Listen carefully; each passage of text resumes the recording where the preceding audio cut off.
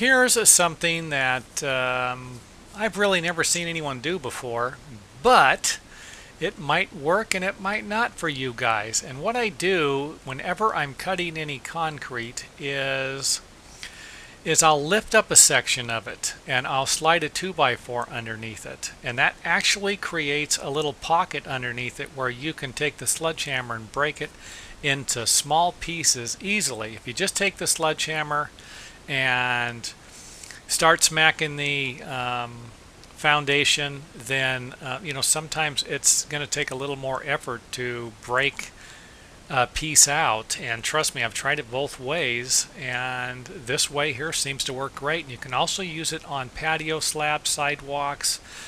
Works great if you're using a sledgehammer. If you're going to use a jackhammer, well, you really don't need to do this, but I've even used it while using a jackhammer. Okay, here's how you do it. Grab a pry bar and shove the pry bar underneath the slab in between the dirt. And sometimes if you're going to pry up on it and you're going to just push the pry bar right into the dirt, if that's the case, you're going to need to grab a 2x4 scrap piece of lumber and put it on top of the dirt in between the pry bar and the dirt, and hopefully that'll help. And again, I've actually wedged a few.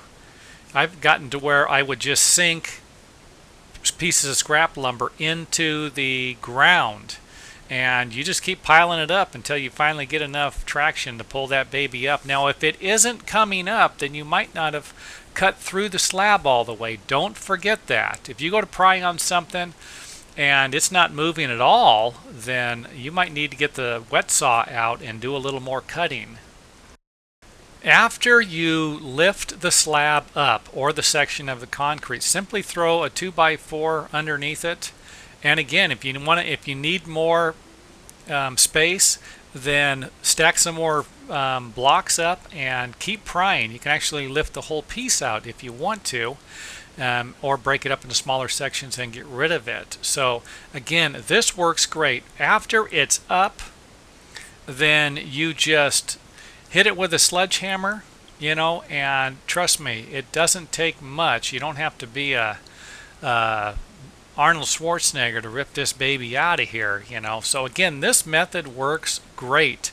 And as you can see in this picture right here, the arrow is pointing to a section of the slab that you can see is raised up. So I hope you guys can see that. I'm going to try and zoom in on it and give you guys a better view. So again, this works great for anything. Whenever you're tearing out some concrete, if you can get something under it to where you separate it from the ground, it's going to be easier to break out. Trust me on that. And if you're using a sledgehammer, it will make all the difference in the world.